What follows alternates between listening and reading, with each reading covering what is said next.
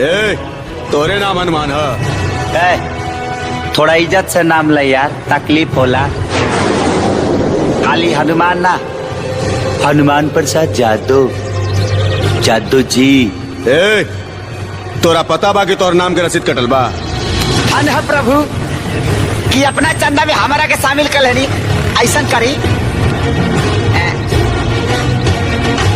ई ला 51 रुपया ना लो रा, कोनो बात ना। ये कोनो चंदा के रसीद ना है, हाँ तोहर जिंदगी के रसीद है। तोरा ऊपर भेजे के फरमान आइल बा। रे हजार बाप के एगो औलाद, देख ऐसा केहू मिलल ना कि हनुमान प्रसाद से मिलला के बाद हिलल ना।